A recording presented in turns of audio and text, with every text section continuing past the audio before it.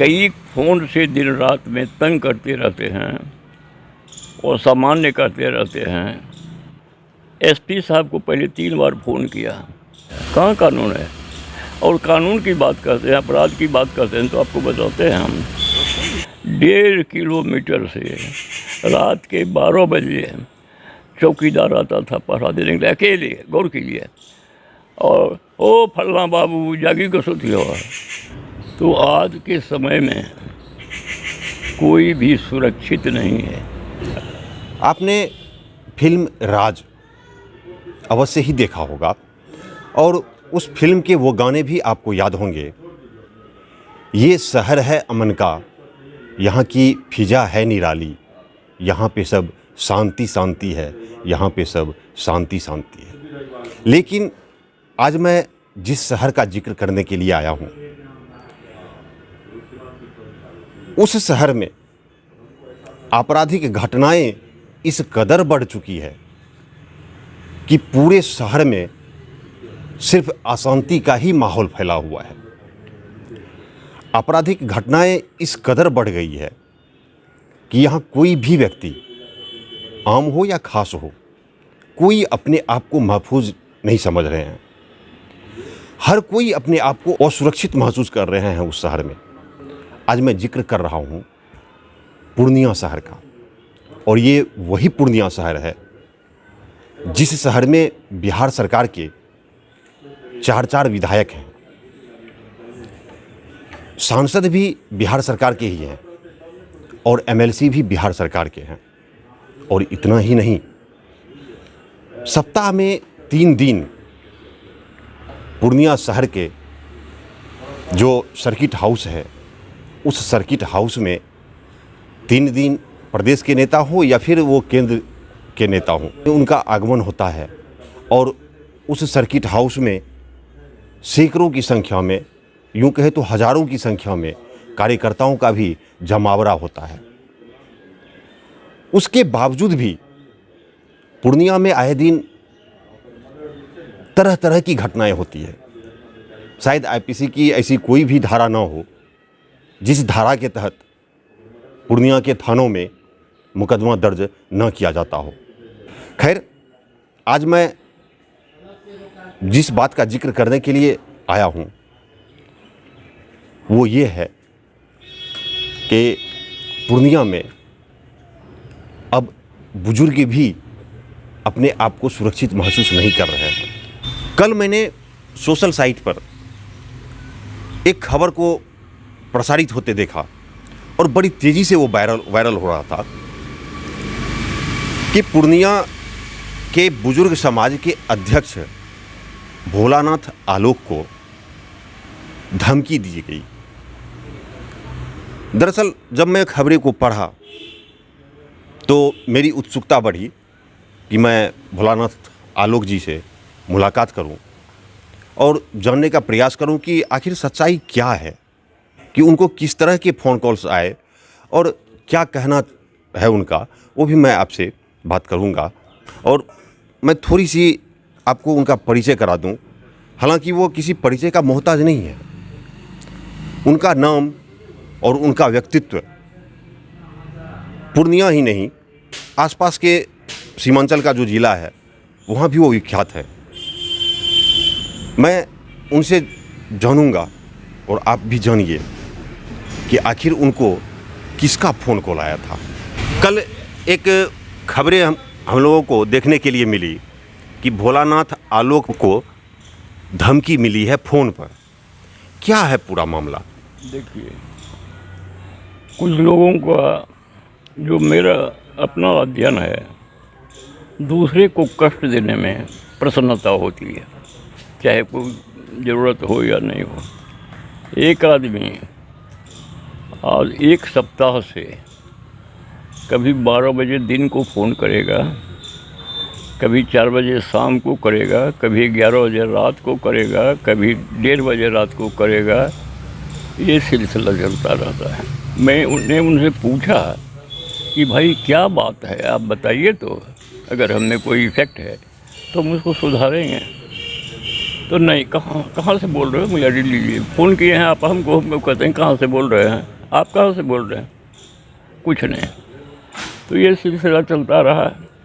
यहाँ गौतम वर्मा जी आए हुए थे, तो मैंने विश्वास भाजन कह के दस्तखत कर दिया। उनसे कहा, वो हमारे जान पहचान के हैं, चाचा कहते हैं हमको, लेकिन उसमें उन्होंने जो है सो मारपीट की धमकी वगैरह का सिलसिला कहा, लेकिन मारपीट की धमकी का नहीं है।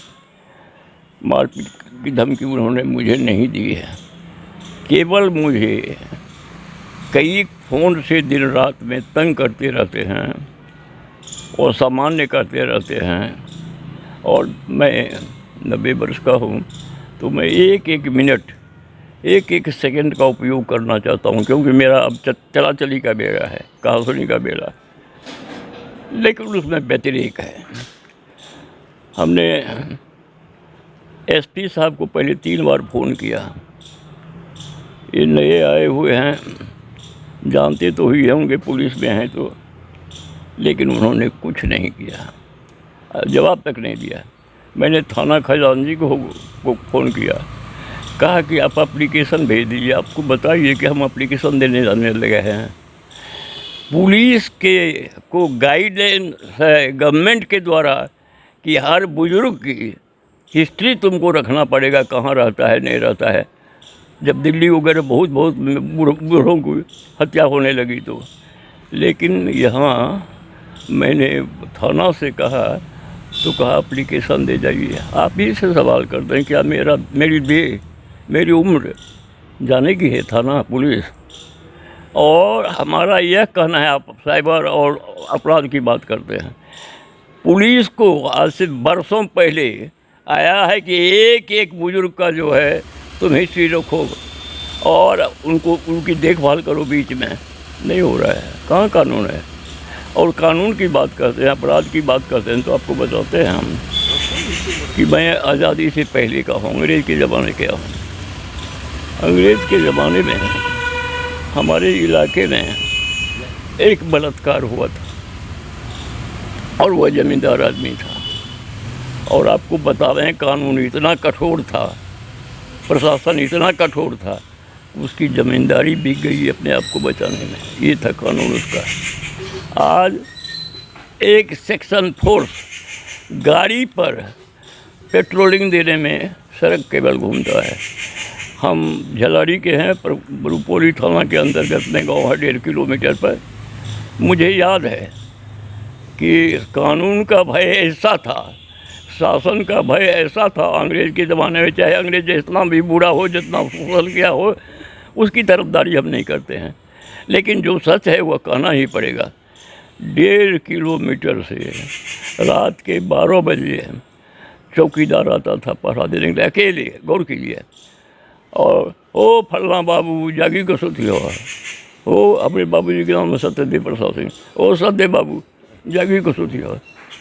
और आज का हालत ये है, जहाँ के अपराध का सवाल है, हमको तो हैरत होती है प्रशासन पर, हमको तो हैरत होती है लोगों पर कि 3 साल की बच्ची के साथ बलात्कार आज हो रहा है। और आप कहते हैं दुर्गा पूजा और ये टहलने के लिए महिला जाती है, उसका चेन छीन लिया जाता है। कल भी पढ़ने के लिए मिला है। बाजार में भी अगर जाएगी तो मोटरसाइकिल पर ऐसे लोग हैं जो उसका चेन खींच लेंगे, चले जाएंगे। आप बैठे हुए हैं अस्पताल में या कहीं बैठे हुए हैं, आपकी मोटरसाइकिल है और वो मोटरसाइकिल गायब हो गई है, कहीं कुछ नहीं होने वाला है। हमारा ये नाती है, इसकी एक साइकिल थी बहुत नई। कानून की बात करते हैं आप, तो जहाँ एसडीओ का ऑफिस है, चेंबर है और वो होटल है आगे में, माहेश्वरी स्वीट। हाँ, माहेश्वरी स्वीट। हाँ, तो उतनी दूर के अंतर्गत 15 अगस्त का दिन पुलिस का आवाजाही और वो कैमरा जो होता है पकड़वाली, 3 कमरा म्यूनसिपलिटी का भी बगले में है और जो होटल है उसका भी अपना है और एसडीओ का जो चैम्बर है उससे समझते एक रस्सी पर है और चोरी हो गई। हमने इन्फॉर्मेशन दिया थाना को, आपका दरख्वास्त लिखिए, हम दरख्वास्त लिख के जाने वाले हैं। एक बिना नई साइकिल। और जैसे मैंने कहा आपको, अपराध को कौन अपराध यहाँ नहीं हो रहा है आजकल।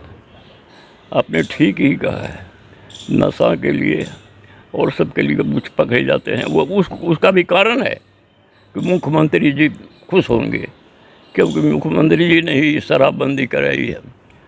लेकिन बाकी के लिए मुख्यमंत्री से पर सवाल उठता है कि 3 साल की बच्ची पर रेप कैसे होता है, कहाँ है कानून।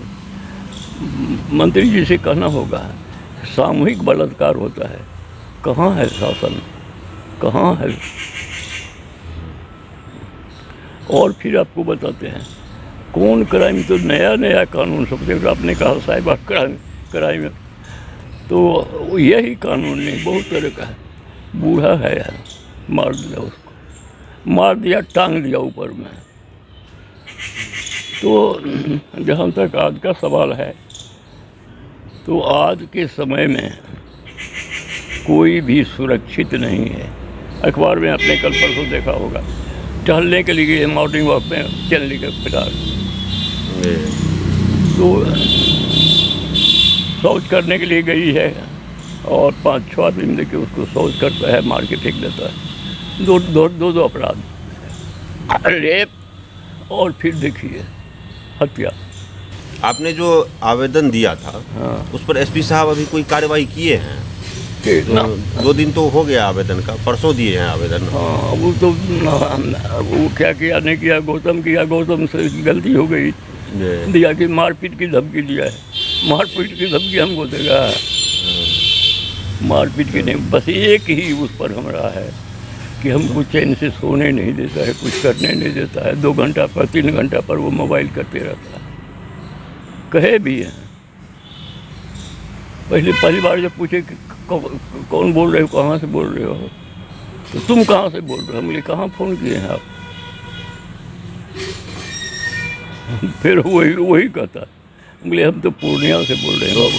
जिस नंबर से फ़ोन आता होगा तो उस नंबर, वो नंबर तो आप एप्लीकेशन में लिख के दिए होंगे। हाँ, निश्चित रूप से। लेकिन ये हमने नहीं, क्योंकि हम विश्वास भाजन भोला ना था लोग, अब तारीख दिए हैं, न बुजुर्ग समाज दिए हैं, न हमको मारने की धमकी दिया है, सवाल ही नहीं। तो यही है ये। अच्छा, ये उस पूर्णिया की कहानी बता रहे थे आलोक बाबू, जिस पूर्णिया में रोज़ कोई ना कोई घटना होती रहती है। और इस उम्र में, जिस उम्र में आलोक बाबू हैं अभी, 90 वर्ष को पार कर चुके हैं, और इस उम्र में सिर्फ जो उनसे बातचीत हुई, उससे जो निकल के सामने आई कि सिर्फ मानसिक प्रताड़ना के लिए इन्हें फ़ोन किया जाता है। और आज तीसरा दिन है, और तीसरे दिन एप्लीकेशन में इन्होंने वो सारा नंबर भी नोट किया है जिस नंबर से इन्हें तंग किया जा रहा है। लेकिन पुलिस प्रशासन आज तीसरे दिन भी उस अपराधी को, उसे अपराधी ही कहा जा सकता है, ऐसे चरित्र वाले लोगों को अभी तक पुलिस ढूंढ नहीं पाई है।